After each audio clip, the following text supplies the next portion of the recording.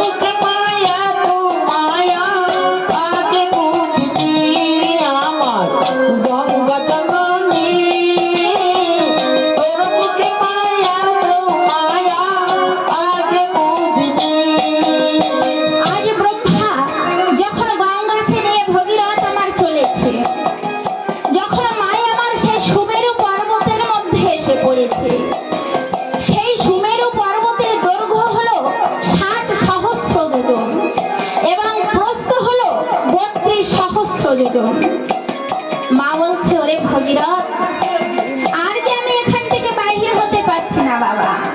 ভগীরথ বলছে মা আমার বংশ উদ্ধারের জন্য তুমি এসেছো, কিন্তু তুমি যদি 10 বছর এখানে থেকে যাও মা তাহলে বলো আমার বংশ কেমন ভাবে উদ্ধার হবে?